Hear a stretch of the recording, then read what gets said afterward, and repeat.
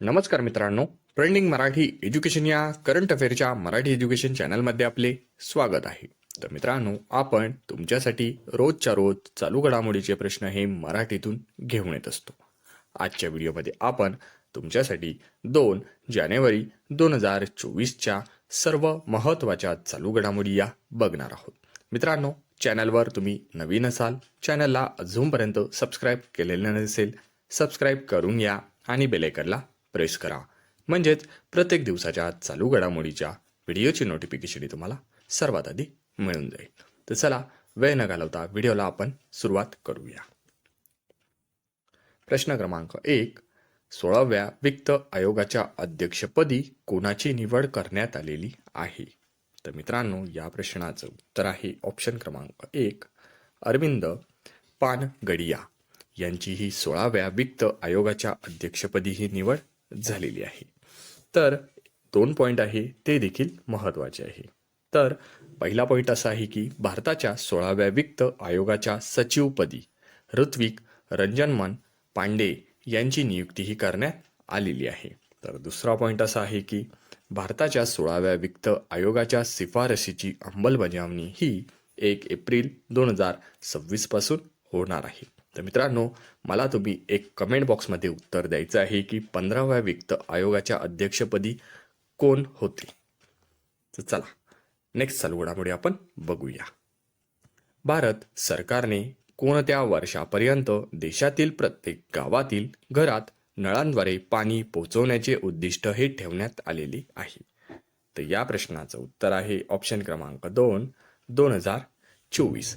तर मित्रांनो, भारत सरकारने 2024 वर्षापर्यंत देशातील प्रत्येक गावातील घरात नळांद्वारे पाणी पोहोचवण्याचे हे उद्दिष्ट ठेवण्यात आलेले आहे. तर सध्या देशातील 72.29% घरांमध्ये नळांद्वारे पाणी हे पोहोचत आहे. तर देशातील ग्रामीण भागातील 28% घरात अजून नळाद्वारे पाणी हे पोहोचलेले नाही. हा देखील पॉईंट लक्षात असू द्या. नेक्स्ट चालू घडामोडी. देशातील पहिली अमृत भारत एक्सप्रेस रेल्वे ही कुठपर्यंत सुरू झालेली आहे? तर या प्रश्नाचं उत्तर आहे ऑप्शन क्रमांक 3, अयोध्या ते दरभंगा. तर मित्रांनो, अयोध्या ते दरभंगा ही पहिली अमृत भारत एक्सप्रेस रेल्वे सुरू ही झालेली आहे. तर अयोध्या ते दरभंगा या पहिल्या अमृत भारत एक्सप्रेस रेल्वेचे उद्घाटन आपल्या देशाचे पंतप्रधान नरेंद्र मोदी यांच्या हस्ते हे करण्यात आलेले आहे. हा देखील पॉईंट लक्षात असू द्या. मित्रांनो, प्रश्न हा विचारला जाऊ शकतो. इम्पॉर्टंट प्रश्न आहे. पहिली अमृत भारत एक्सप्रेस ही अयोध्या ते दरभंगा हा तिचा पल्ला आहे. हा देखील पॉईंट लक्षात असू द्या.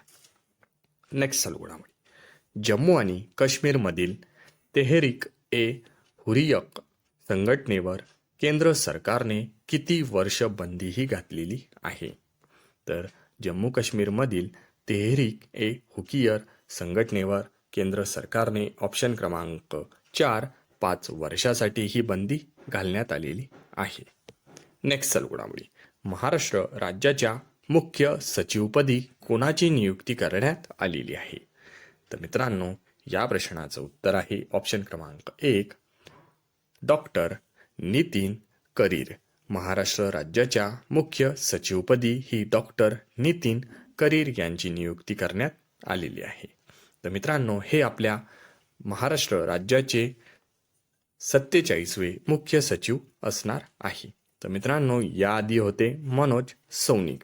हा देखील पॉईंट तुम्ही लक्षात असू द्या. नेक्स्ट चालू घडामोडी.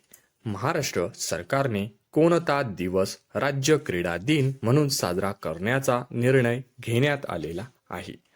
तर आता ऑप्शन क्रमांक 2, 15 जानेवारी हा दिवस महाराष्ट्र सरकारने राज्य क्रीडा दिन म्हणून साजरा करण्याचा निर्णय हा घेण्यात आलेला आहे. महाराष्ट्र सरकारने खाशाबा जाधव जन्मदिवस हा 15 जानेवारी राज्य क्रीडा दिन म्हणून साजरा करण्याचा निर्णय घेतलेला आहे. हा पॉईंट लक्षात असू द्या. खाशाबा जाधव हे कोणत्या खेळाशी संबंधित आहे? तर ते संबंधित होते कुस्ती या खेळाशी. हा देखील पॉईंट लक्षात असू द्या. मित्रांनो, आपण 2024 जानेवारी महिन्याचे दिनविशेष देखील बघून घेऊया. कारण मित्रांनो, कुठल्या ना कुठल्या पेपरमध्ये दिनविशेषवर हा 1 मार्काला प्रश्न हमखास असतोच. त्यामुळे दिनविशेष देखील महत्त्वाचे आहे. तर चला आपण दिनविशेष बघून घेऊया. 1 जानेवारीला असतो जागतिक कुटुंब दिवस आणि DRDO दिवस. 2 जानेवारीला असतो महाराष्ट्र पोलीस दल स्थापना दिवस. 3 जानेवारीला असतो सावित्रीबाई फुले जयंती, तोच आपण बालिका दिन म्हणून साजरा करत असतो. 4 जानेवारीला असतो जागतिक ब्रेल दिवस. 5 जानेवारीला असतो राष्ट्रीय पक्षी दिन. तर 6 जानेवारीला असतो बाळशास्त्री जांभेकर यांचा जन्मदिन, तो आपण पत्रकार दिन म्हणून साजरा करत असतो. हा पॉईंट लक्षात असू द्या. खूपदा 6 जानेवारी हा दिनविशेष परीक्षेला विचारला गेलेला आहे. तर 9 जानेवारीला असतो प्रवासी भारतीय दिवस. 10 जानेवारीला असतो जागतिक हिंदी दिवस. 11 जानेवारीला असतो राष्ट्रीय मानवी तस्करी जागरूकता दिवस आणि लाल बहादूर शास्त्री यांची पुण्यतिथी. 11 ते 17 जानेवारी हा आठवडा आपण रस्ता सुरक्षा सप्ताह म्हणून देखील साजरा करत असतो. 12 जानेवारीला असतो राष्ट्रीय युवा दिन.